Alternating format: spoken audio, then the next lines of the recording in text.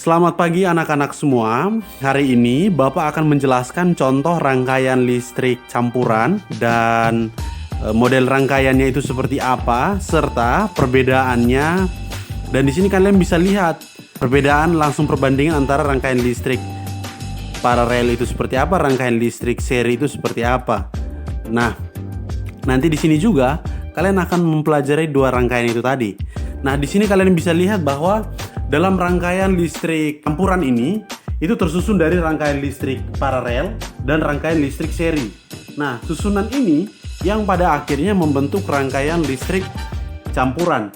Nah, susunan kabel masih sama seperti susunan kabel rangkaian listrik paralel atau seri. Susunan kabel masih dikaitkan pada pemberi daya atau batu baterai. Nah, nanti ada satu lampu bagian bawah, satu lampu di bagian tengah, dua lampu di bagian atas, dan memiliki tiga saklar. Saklar pertama, saklar kedua, dan saklar ketiga. Nah, di sini coba kita perhatikan ya, lampu-lampu pada rangkaian listrik campuran ini. Nah, bisa kalian perhatikan anak-anak, dalam rangkaian listrik campuran ini, rangkaian listrik bagian pertama dan kedua ini memiliki cahaya lampu yang begitu besar. Kenapa? Karena dia memiliki jalurnya sendiri. Sedangkan rangkaian listrik yang bagian ketiga itu kok kenapa redup?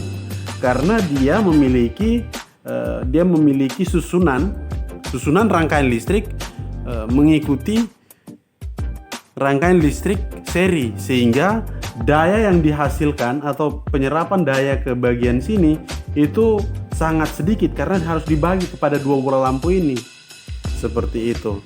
Nah, sekarang kita lihat di sini anak-anak sudah bisa membedakan perbandingan antara rangkaian listrik paralel dan seri ya. Di rangkaian listrik campuran ini anak sudah bisa membedakan. Nah, yang kedua, di sini anak akan dilihatkan pada contoh lampu. Misalkan Bapak matikan contoh lampu yang pertama, belum tentu rangkaian listrik yang kedua dan ketiga akan mati. Ketika Bapak matikan rangkaian listrik yang ketiga, belum tentu rangkaian listrik yang kedua itu mati. Nah, begitupun juga sebaliknya, ketika Bapak nyalakan yang ketiga-tiganya, belum tentu listrik yang ketiga-tiganya itu akan mati. Cuman memang daya yang dihasilkan agak sedikit kurang sih, karena memang baterainya itu sudah Bapak pakai agak lama. Nah, dari sini anak-anak sudah bisa lihat kan perbandingannya. Bapak harap dari materi ini anak-anak bisa mencobanya di rumah, dan apabila tidak mengerti, Bapak harap anak-anak dapat meminta bantuan orang tua agar kiranya lebih baik dalam mempraktekannya.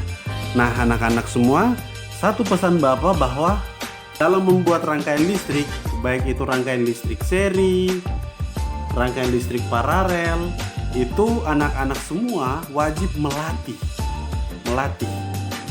cara penyusunannya, sehingga pada saat anak-anak menyusun rangkaian listrik itu tidak membutuhkan waktu yang lama. Nah, karena dalam praktek nanti Bapak akan menentukan durasi waktunya. Jadi mohon Bapak harapkan anak-anak semua dapat mempelajari rangkaian listrik dari rangkaian listrik seri, dari rangkaian listrik paralel, dan juga campuran, sehingga anak-anak semua bisa melakukan prakteknya dengan baik dan benar. Nah, anak-anak, mungkin itu saja penjelasan dari Bapak. Bapak harapkan dalam video ini anak-anak semua dapat mengerti apa itu rangkaian listrik campuran. Terima kasih dan salam sehat untuk kita semua.